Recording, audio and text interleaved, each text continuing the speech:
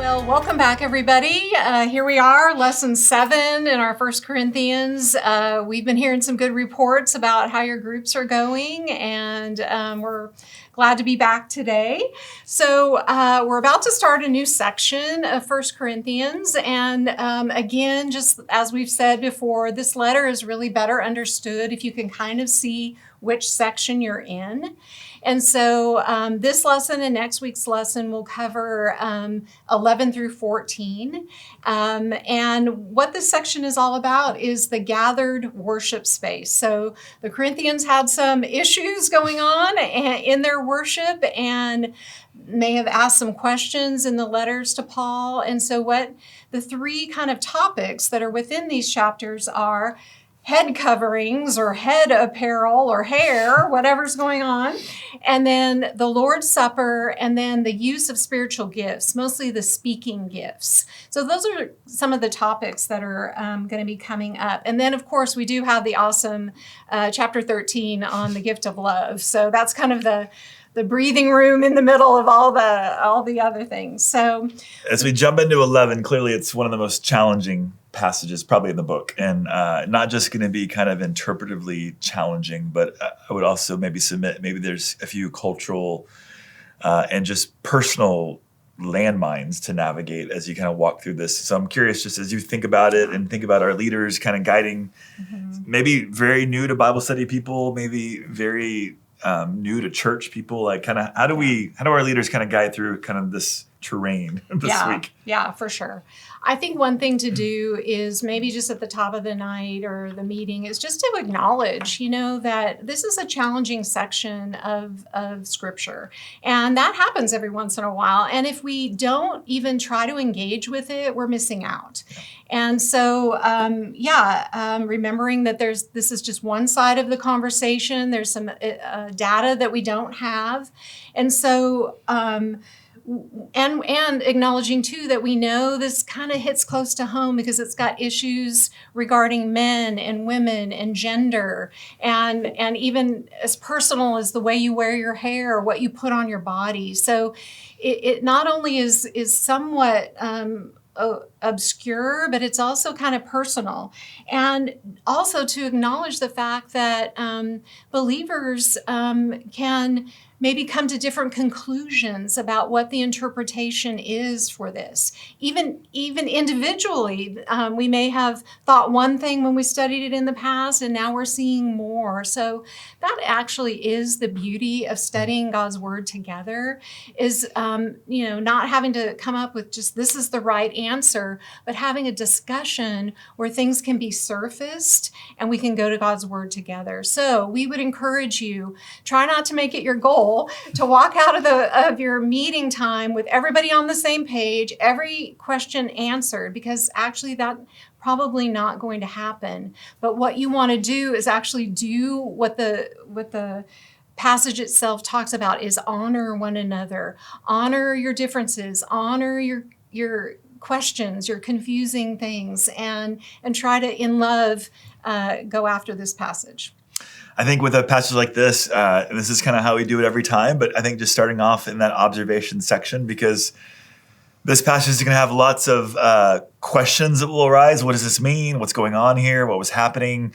But just before you kind of get into the weeds, being able to kind of, with the observation section surface, what are the main themes? What are the boundaries of the kinds of big ideas that we're talking about? Because we're going to get potentially lost and caught in some of the minutia that can be even triggering at times for people. But again, what are the big ideas? And so as you kind of walk through kind of the observation section, what are the key words you see in this passage? You can't read this passage without seeing the word head mentioned. I circled at least 14 times.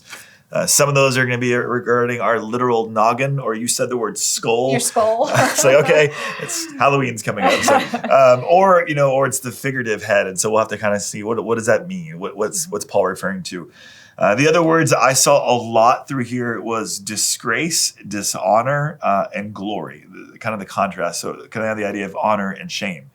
That it's going to seem throughout this passage that there are ways that the audience can, or the church can navigate that will bring honor to one another, and there are ways that they can bring dishonor to one another and even the Lord. So we're going to kind of have to parse out exactly what does it mean in this context to bring honor or not? What does it mean to shame or be disgraceful or not? And so the culture is going to help us kind of see that. But that's kind of going to be a big idea, which, as Carolyn was saying, the idea of how we honor or dishonor one another and the consideration we have for one another is going to be vital here, but it's also the same principle, and that's been the bedrock principle in the last few chapters about eating meat sacrificed to idols. How do we care for, how do we honor one another? How are we sensitive and considerate in how we navigate our rights alongside of each other since we're connected as a body? Yeah. The other kind of similarity or repeated idea I saw throughout here that will be really important is I saw the word originate or birth. Or even kind of be created. That idea is going to be a significant one, even as we talk about head, that we're going to see multiple times throughout here as Paul takes us back to kind of creation, talks about what happened in the opening chapters of the book of Genesis. So it kind of gives you some big kind of boundaries, or kind of like, here's the big ideas that we're going to kind of try to make sure we don't lose sight of, because as we get into the details, it's going to be really easy sometimes to lose sight of those big things. So what are the details? Let's talk about kind of culturally what's going on. And so throughout this book, we've talked over and over again about Paul is addressing different situations in which you see this collision of culture and the church, and how does the church deal with the intrusion of culture within their life and within their practices.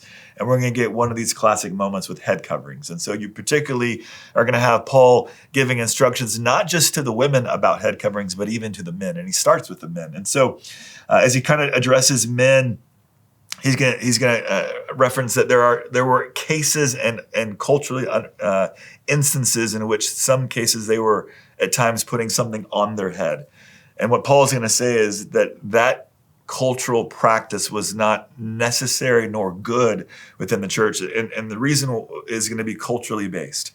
Because ultimately when men were covering their heads in other contexts, it was often a status symbol of their wealth or their power, that the wealthy and the powerful were the ones that often would cover their head. And in some other cases, you have cases in which it was connected to the wardrobe that some men would wear as they worship idols. And so as they gather for a church service, if men were wearing hats at times, what it was doing was it was likening back to worship of idols. Also, it was at times a way that they draw attention to themselves and their status, and therefore became, in a sense, a distraction to the worship of someone else's status in this gathered moment that was meant to be the highest, which was the Lord and not theirs. And so it was a way to distract and to capture attention to themselves and not to the one for whom they've gathered around. The other piece of this with relates to the men, we see this a little bit later on, is there were some cases where men were wearing longer hair. And what Paul is going to say is that ultimately that creates a confusion in gender distinctives.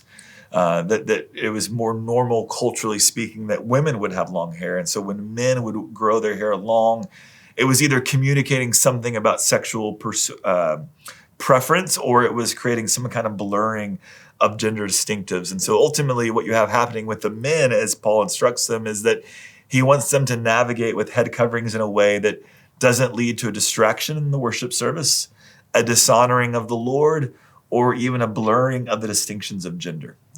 Similarly speaking, we're going to see this with the women, as he's going to talk about them not covering their heads and what that represented.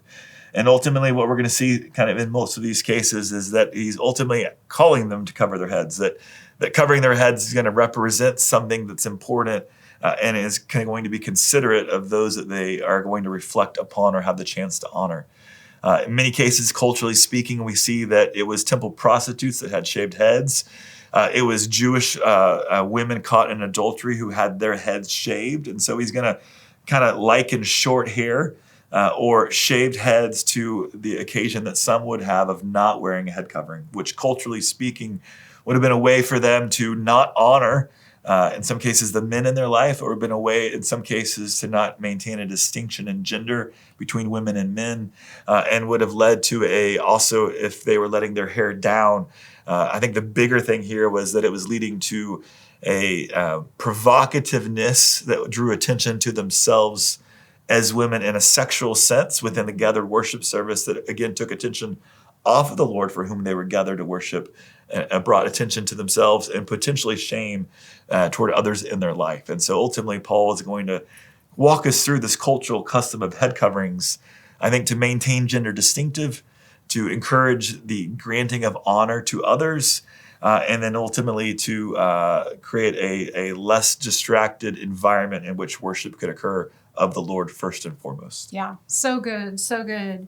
As you turn from observation to thinking about the interpretation questions, the first one there is trying to say this whole section in chapter 11 kind of has the two parts of the head coverings and the Lord's Supper. We don't know if you're going to get to the Lord's Supper with all of the things with the gender, but what is the pieces that tie together? And again, another kind of way to just bring some comfort to your discussion is this is the underlying problems are not new. These are the same ones that have been all through the letter.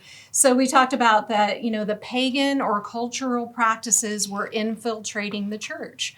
Was one of the underlying problems, and that they were misappropriating their freedom in Christ by self-focus, by saying, I'm free to do anything, all things are permissible, similarly to what he had discussed in meat sacrifice to idols.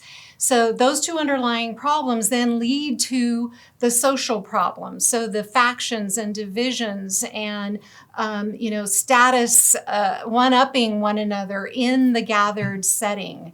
So those are the underlying problems that are going on. So question 2 there, why does Paul write so much about this topic of head coverings? What did it represent? We've already alluded to it a little bit from what Trey is saying. But, the way you appear on the outside of you is an indication of what is happening on the inside of you. And so what they were doing by flaunting in a way the customary male and female head coverings customs was saying something about what was going on inside of them. And again, it could be that they were just like, I can do what I want. I am an individual. I can make my own decisions. I'm not attached to anyone else. It doesn't matter. And so they were sending a message by their behavior. And that was a message of dishonor, basically.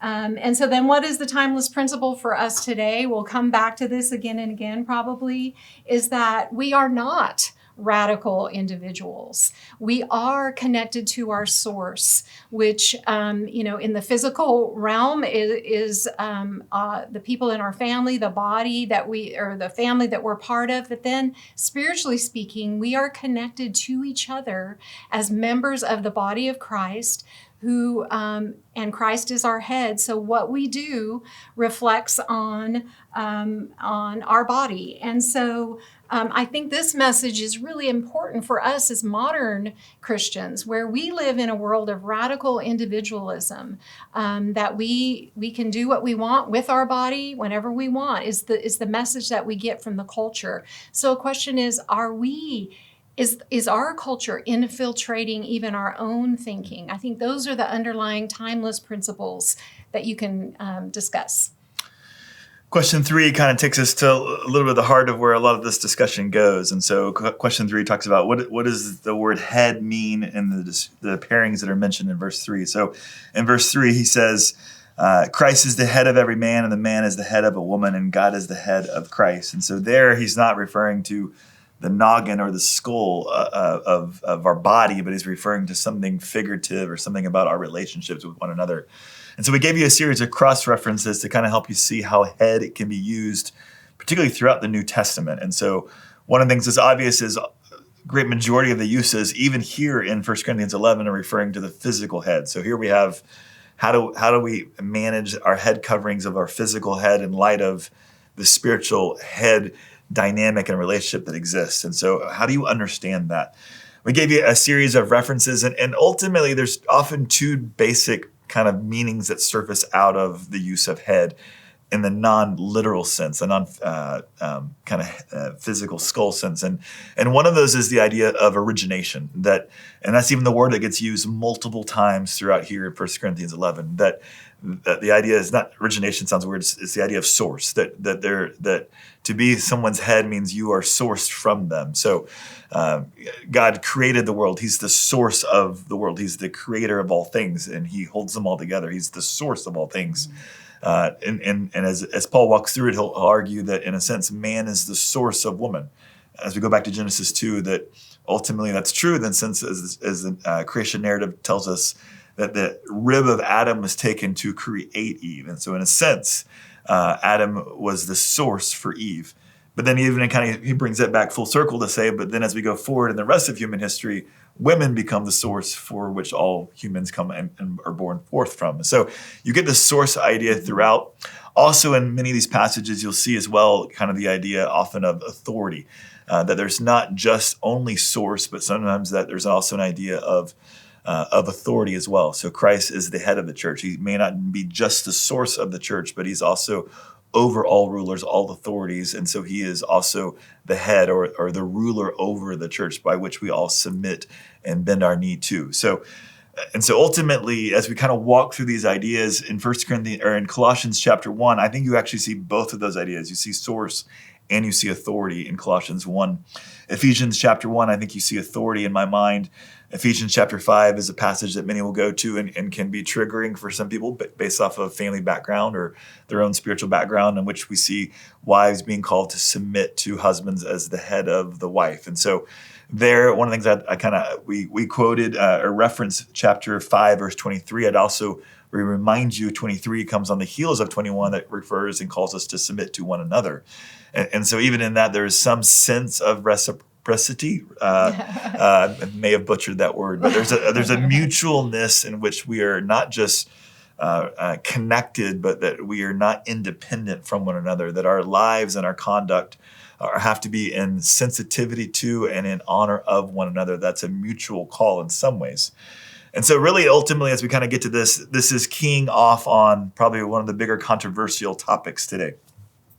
Within the church, there are two different viewpoints on the role and the relationship of men and women within marriage, even the role and relationship of men and women within the church. We're not talking about the relationship of men and women outside the church, but ultimately, we kind of have these two different camps, these two different viewpoints that you may have different people in your group coming from different stages. You may have people triggered by different things.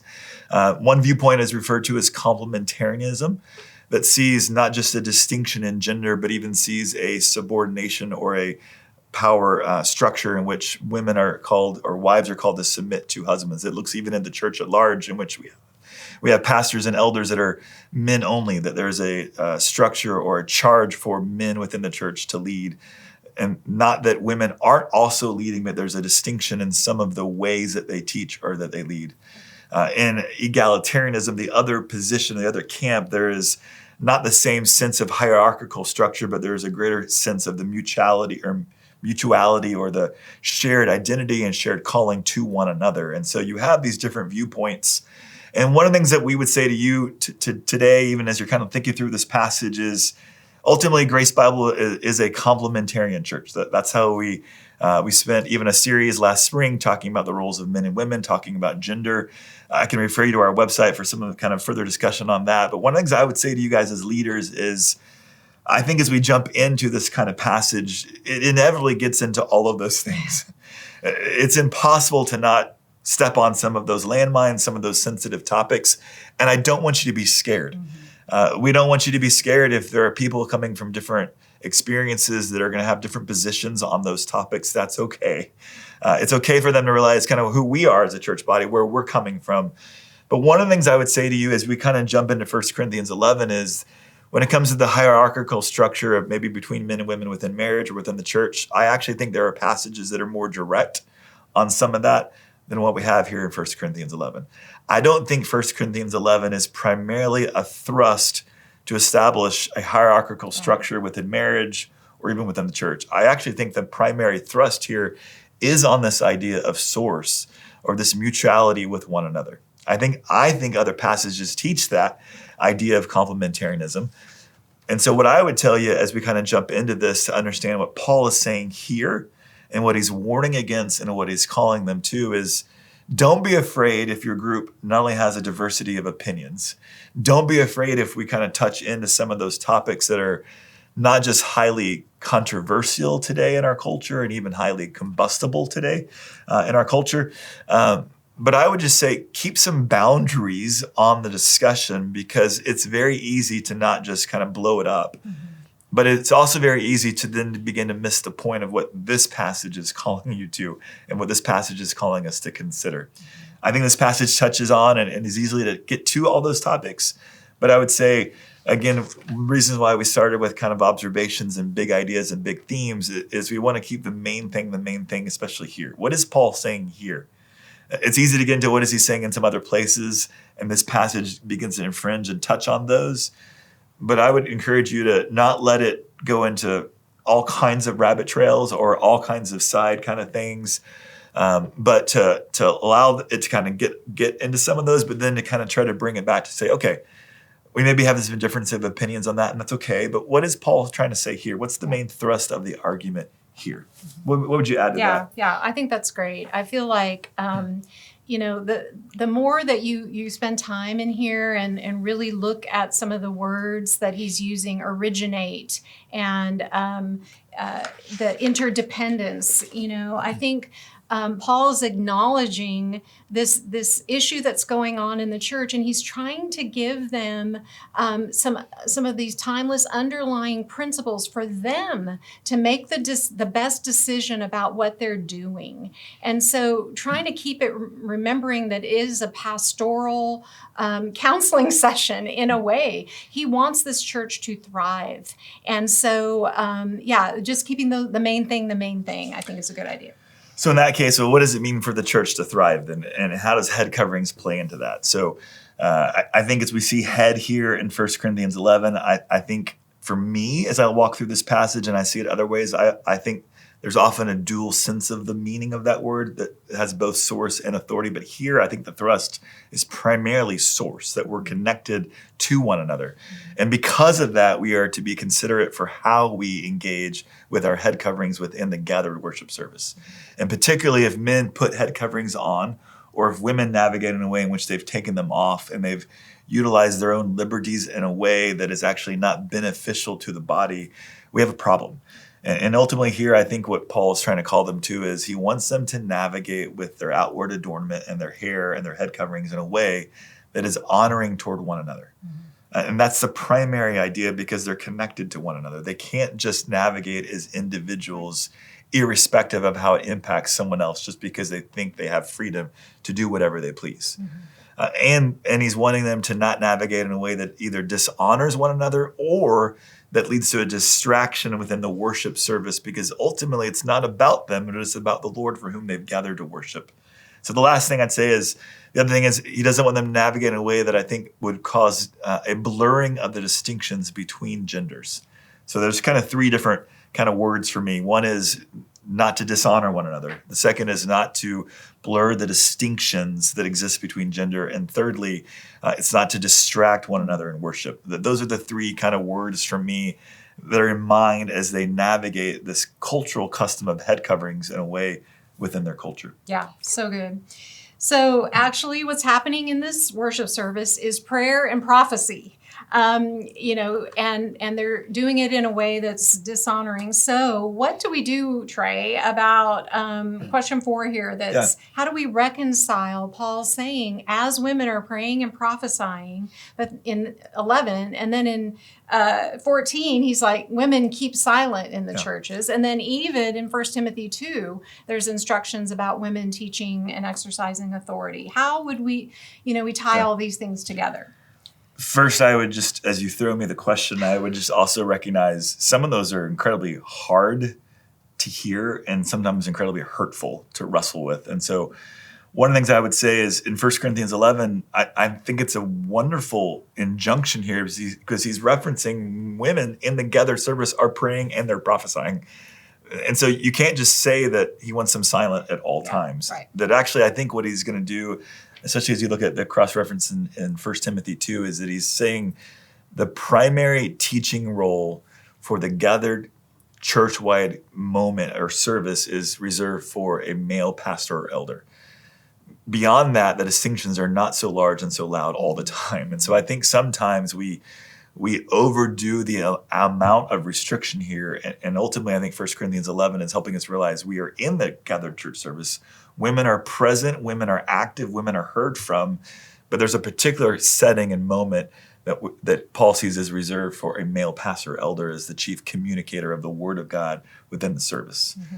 But women are incredibly present and incredibly active. And in fact, even for us in the last few years, just our elders walking through what are the roles of men and women. We've even in our own kind of gathered services have tried to create greater visibility, greater mutuality of women in the service and recognizing that even for us in the past, we might have been more restrictive than was good or beneficial. So, yeah, I think what's interesting too, and we'll probably get to this in chapter 14, but it's pretty oblique there. We don't know exactly what type of speech he's prohibiting. It may be the way that the women were talking, and definitely in 1 Timothy 2, that exercise authority, the definition of that, it's only used that one time in the entire New Testament, and it's this dictatorial, demanding kind of over trying to control. And so it could be a possibility that it wasn't just what they were doing, but how they were doing it. That's helpful.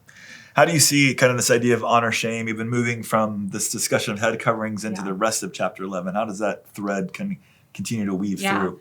I think it's so good. Again, it's a key. I think another question you might ask as you move to question 5 here is, yes, there's themes of honor and shame, but why is that important? And why is that important now?